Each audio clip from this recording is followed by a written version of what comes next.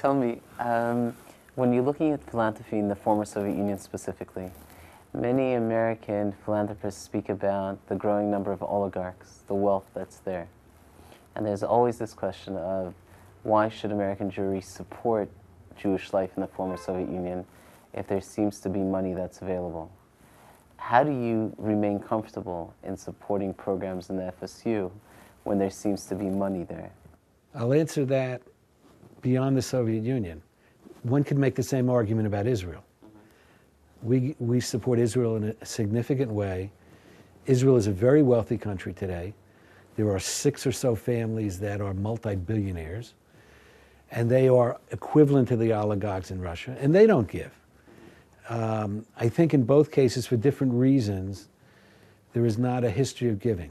I think in Israel, the Israelis go back to they're a new state, and they were the poor cousin, and Israelis have not yet learned that it's time to give.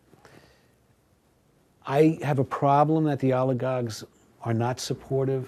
Or as supportive. Are as supportive, okay, they are somewhat supportive, but not as supportive as they should be. I absolutely agree. If the oligarchs were prepared to do it, you don't need American support to deal with the Jews of the Soviet Union.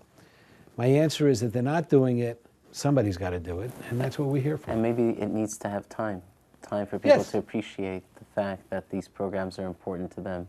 They don't have the background to really see the importance of the programs. Absolutely, absolutely. So let me ask you the last question, and then we'll try to put your house back together.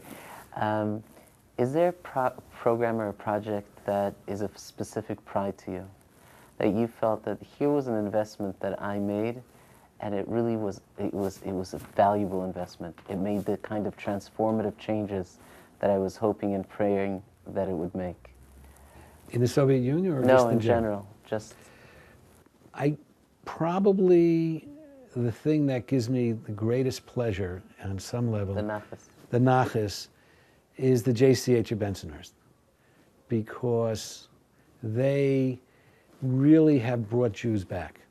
And if I could add one other one, which is, there's a rabbi in New Jersey by the name of Kanelsky, who's from the former Soviet Union, and probably this really resonates to me probably very much.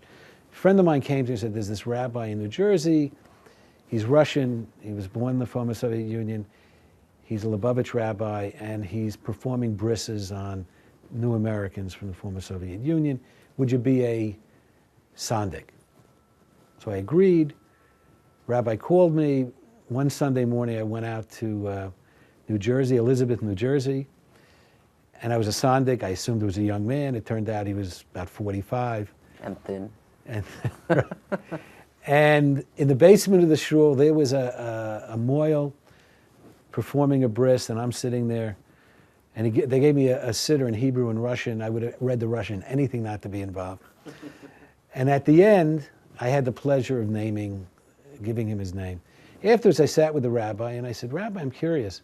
You've done thousands of brisses, and I understand afterwards, if they're already married, you remarry them Jewishly, and I think that's all wonderful.